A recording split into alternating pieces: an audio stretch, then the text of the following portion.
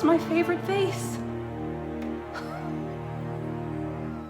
I was just throwing the ball and having fun, and I didn't see the vase, and I'm really sorry, and I'm sorry. Well, thank you for apologizing. I forgive you.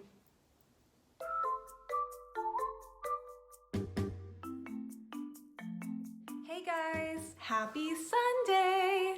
We are continuing our Wonder Women lesson series of the Bible, and today we're going to talk about the power of an apology, the power of humbling ourselves and asking for forgiveness. Have you guys ever noticed that in superhero movies, at the end of the big battle, they've saved the city and they might be standing up proud and they're like, yeah, we took down the enemy, we took down the evil weapon, but then they also destroyed the entire city around them. Have you guys ever noticed that? How many times have we seen a superhero movie end with the heroes standing up proud in the middle of a totally destroyed city? We never see the heroes cleaning up, do we? We never see them putting the buildings back together and putting out the fires that they started from all the explosions. They just walk off into the sunset, go eat some falafel, and call it a day. How many of you could get away with that at home? How many of you could make a big mess and just walk away and go have a sandwich? Probably not many. I bet a lot of your parents or guardians would really make sure that you came back to clean up your mess. When we make a mess, we have to clean it up. It is really that simple. And any real hero would do the same. Regardless of how it happened, why it happened, when we break something, or when we make a mess, or worse, if we hurt someone, we have to make things right. We have to humble ourselves, say, I'm sorry, and make things right. Today, we're going to meet a Wonder Woman who had no problem humbling herself and asking for forgiveness, not for her own action, but for the action of someone really close to her. Abigail isn't really one of the big names of Wonder Women in the Bible that you typically hear about, but she should be. Abigail teaches us how to humble ourselves and make things right when someone has been wronged. Watch this video to learn all about Abigail's story. In the Bible, there was a rich man named Nabal who was known for being rude. Nabal had a large flock of sheep and goats, and a wife named Abigail. Unlike Nabal, Abigail was known for being sweet. Hi. Not far from where Nabal and Abigail lived, King David and his men were camping. David needed some supplies, so he gathered some of his men to send to Nabal's house. He told them to greet Nabal with kind words, and Nabal should return their kindness.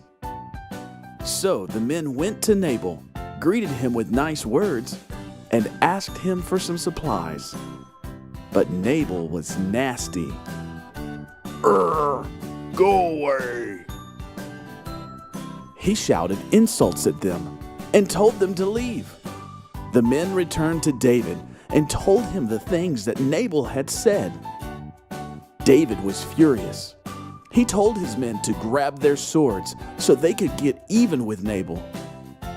Meanwhile, back at Nabal's farm, Abigail heard how poorly Nabal treated David's men. Oh no! She knew her husband's bad attitude could mean trouble for them.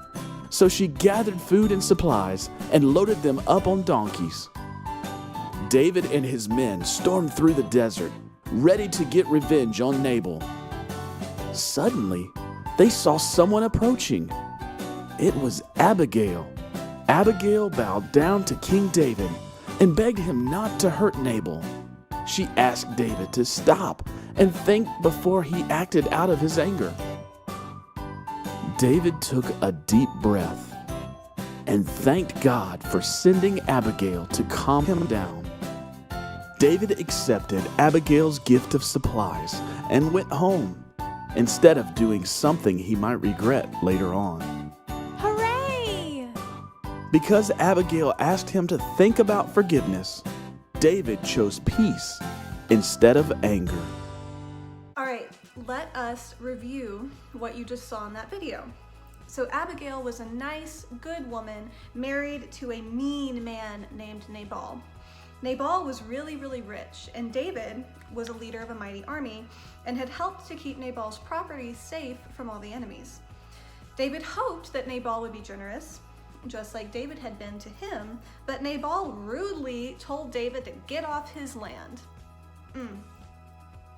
David was angry. He was ready to kill Nabal and every man that worked for him.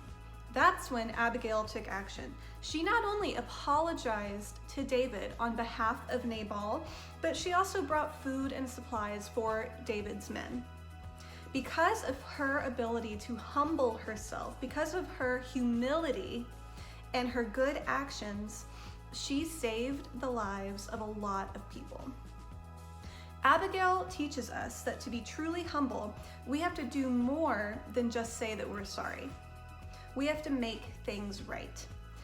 Abigail is a true hero because she teaches us the importance of being humble. Do you guys know what happened to Abigail later in the Bible? Well, when her husband Nabal eventually dies, David actually comes back to visit her again. He remembered her because she left such an impression on him by being so kind that David, the king, remembered her, came back, and asked her to marry him. So she ended up being the wife of a king, which is pretty amazing. Abigail's ability to be humble and to apologize ended up earning her a really cool place in the kingdom with David. So guys, if there's anyone in your life that you need to make things right with, this is a great time to do that. Say a little prayer, ask God to give you the words to give a perfect apology. Say, "I'm sorry," and make things right. Ask for forgiveness and humble yourself to be just like Abigail, a true superhero.